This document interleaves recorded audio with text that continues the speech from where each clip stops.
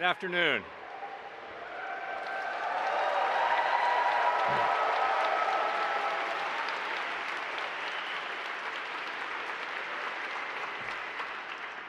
And thank you very much, President Eisgruber, for the opportunity to speak here today and for that kind introduction.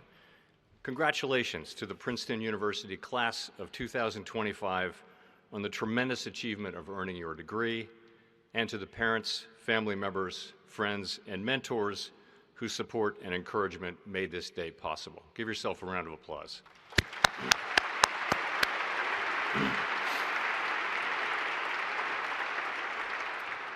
So 50 years ago, I can't believe it, but 50 years ago, almost to the day, I was sitting where you are, and I was listening to a speaker deliver a speech, neither of which I can recall today.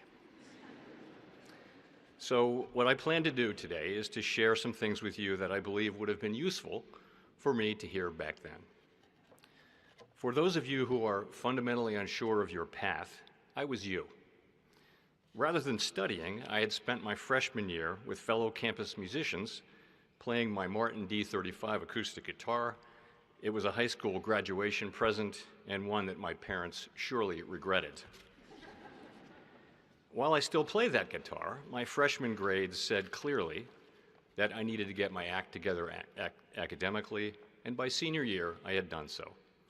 But I had no real plan for life after Princeton. I'd grown up in Washington, D.C., majored in politics. As you know, Princeton graduates have a long and distinguished record of service to the nation and to humanity, and that left me with a single thought, which was that I wanted to have a private sector career and also serve periodically in government. I was thinking at the time of people like Princeton's George Shultz, who was a giant of that era. And there are, of course, countless examples across the political spectrum, including presidents, senators, members of Congress, governors, judges. Of course, most of those who serve, though, are not public figures. I could just as well point to classmates who devoted their working lives to teaching high school kids. For me, there's no higher calling, honestly. Many of my classmates and friends went straight into prestigious graduate schools, politics, Wall Street. Others went off to global capitals, the military, or the Peace Corps. I had brushed off my parents' one academic suggestion, which was to major in economics, which at that time struck me as, if I'm being honest, boring and useless. After 13 years at the Federal Reserve, I fully admit that I was completely wrong about that. After graduation, I had no plan and no job. I wound up putting labels on shelves in a warehouse for 6 months, and I didn't feel great about that. One of my closest friends was getting a master's at Stanford, and I could only think, nice going, Jay. You really nailed that. But in hindsight, that time in the warehouse was a blessing, and it was exactly what I needed. The next fall, I entered law school, and for the first time, I was highly resolved to make the most of the opportunity. You know what? We all move at our own pace, and that's okay.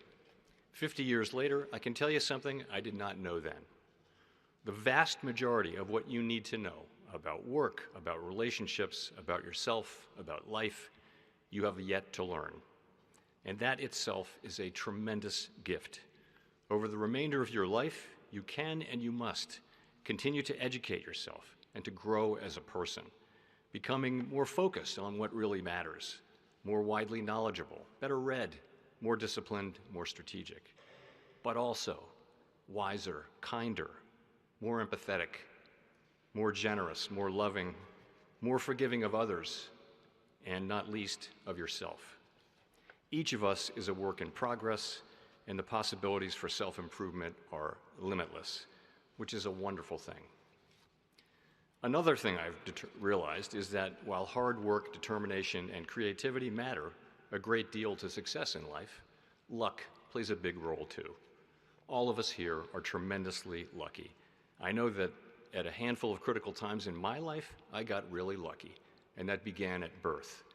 My parents were well educated, and they gave the 6 Powell kids a safe, loving home, and they placed a high value on learning. They gave us everything we needed to thrive. That bit of luck led to the good luck that I share with all of you, the chance to earn a degree from America's finest university. Another thing that I've learned along the way is that as you strive in coming years to reach your full potential, you'll need to take risks, and yes, to make mistakes. Everyone, and I mean everyone, makes mistakes. Take it from an expert. But the bigger mistake is to avoid taking risks. If you're not failing from time to time, you're not asking enough of yourself. Sooner than you think, many of you will be asked to assume leadership roles. It is very, very common to feel, as I once did, that you're not ready. Just know that no one is really ready. All I can say to you is go for it. Throw yourself into the deep end of the pool, believe in yourself, take risks. When you fall down, and you will fall down, get up and repeat the cycle. And as you do assume higher responsibility, understand that a big part of your job is to bring along the people behind you. Be the leader that people can learn from, the one that people want to follow. My next point is closely related, and that is that a little bit of initiative at the right time can make all the difference. Initiative is the rocket fuel of life. Now, I'm no entrepreneur. I didn't start a major tech company, but as I look back, many of the most important developments in my life trace back to a few occasions where I showed just a little bit of initiative. I'll give you one example out of many. I was a very junior associate, and the man who ran my firm, Nicholas F. Brady, was a former United States Senator whose career had spanned the private sector and public service. I wanted to meet him, but realized ultimately I was going to have to make that happen. So one day, I finally forced myself to walk up the stairs to his corner office. I asked for an audience and was ushered in. I was very nervous. The meeting was very brief. And as I walked down those stairs afterward, I was thinking, well, at least I tried. To my great surprise, 2 months later, Nick Brady asked me to work on a project with him. And a year or so after that, he became the Secretary of Treasury of the United States. And in time, he asked me to serve under him as an Assistant Secretary of the Treasury. That enormously challenging role whet my appetite for further public service and ultimately proved to be a gateway for my appointment to the Federal Reserve Board. So, if I hadn't forced myself to walk up those stairs and take what I saw as a risky and potentially awkward step, I wouldn't be standing here today. I can think of long-term friendships and one marriage, my own, that turn on a moment's initiative. On occasions like that, we risk failure, awkwardness, embarrassment, and rejection. But that's how we create the career opportunities, the great friendships, and the loves that make life worth living. So, the combination of luck, the courage to make mistakes, and a little initiative can lead to much success. But know this: the world needs more from you than personal achievements and individual success. I strongly urge you to find time in your careers for public service. Since the founding of this great democracy 250 years ago, generation upon generation have assumed the burden and the honor of moving us closer to the ideal that all are created equal. Now, it's your turn. I ask you to take a minute and realize how the quest for these values has led us to this point in our history. We lead the world in so many ways, including in scientific innovation and economic dynamism.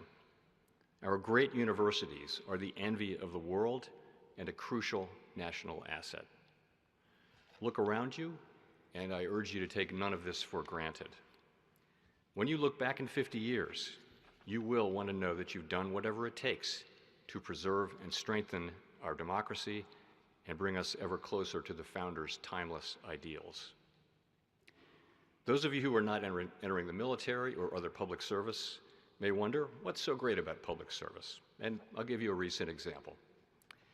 In my 13 years at the Fed, the global economy has experienced a fair amount of turbulence and one outright crisis, the acute phase of the COVID-19 pandemic. With little warning, economies around the world came to a hard stop. Critical financial markets were near collapse.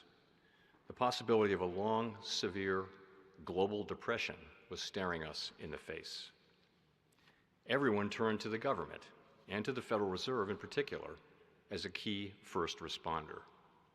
Career civil servants at the Fed, who were veterans of previous crises, stepped forward and said, "We got this."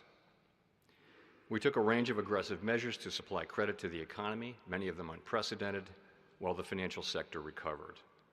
Others in government and the private sector did their part too. Through the joint efforts of many, we avoided the worst outcomes. It is hard to imagine the pressure that people feel at a time like that. Their collective efforts saved our economy, and the career civil servants involved deserve our respect and gratitude. It is my great honor to serve alongside them. That's what public service is like. So, with that luck that I mentioned comes great responsibility. You may recognize from the Gospel of Luke this quotation, "From everyone who has been given much, much will be demanded." As you navigate the world of bright possibilities that awaits you, I urge you to take on the challenge and the opportunity to serve your fellow citizens. You will never regret that choice.